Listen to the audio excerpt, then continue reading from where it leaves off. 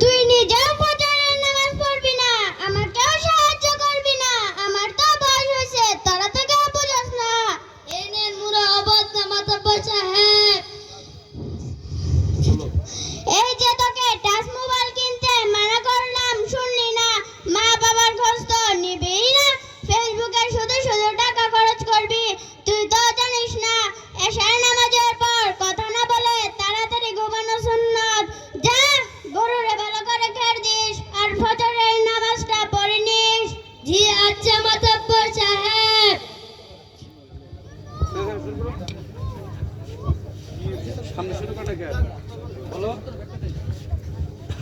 আসসালামু আলাইকুম মাতব্বর সাহেব। ওয়া আলাইকুম আসসালাম। কেমন আছেন জজ সাহেব? এত সকালবেলা?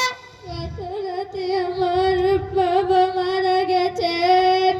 ইমাম সাহেবের খুঁজে মসজিদে গিয়েছিলাম, ইমাম সাহেবকে পেলাম না।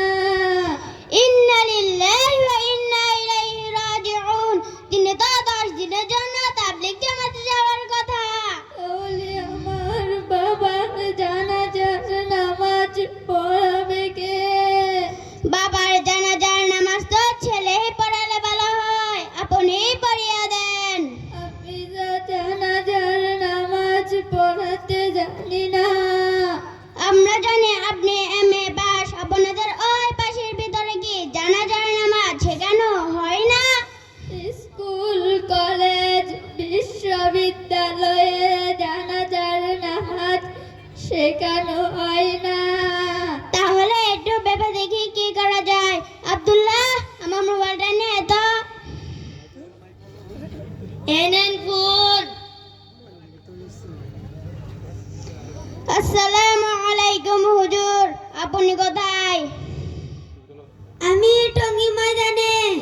ও, আপনি টঙ্গী ময়দানে? আলহামদুলিল্লাহ। এদিকে জজ সাহেবের বাবা মারা গেছে, জানাজার নামাজ পড়াবে কে? ওই যে জালসুকা শ্যামগঞ্জ রোজাতুল আতফাল নুরানি ও হিফজুল কুরআন মাদ্রাসা হয়েছে। ওই মাদ্রাসার একজন ছাত্র দিয়ে জানাজার নামাজ পড়ান।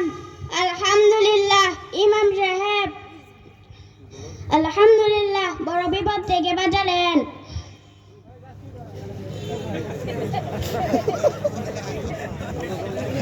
আসসালামু আলাইকুম ওয়া রাহমাতুল্লাহি ওয়া বারাকাতুহু। ওয়া আলাইকুম আসসালাম ওয়া রাহমাতুল্লাহি ওয়া বারাকাতুহু। এই ছাত্র দাঁড়াও। তুমি কি নুরানি মাদ্রাসায় পড়ো? জি, আমি নুরানি মাদ্রাসায় 2য় শ্রেণীতে পড়ি। তুমি কি জানাজার নামাজ পড়াতে পারবে? জি।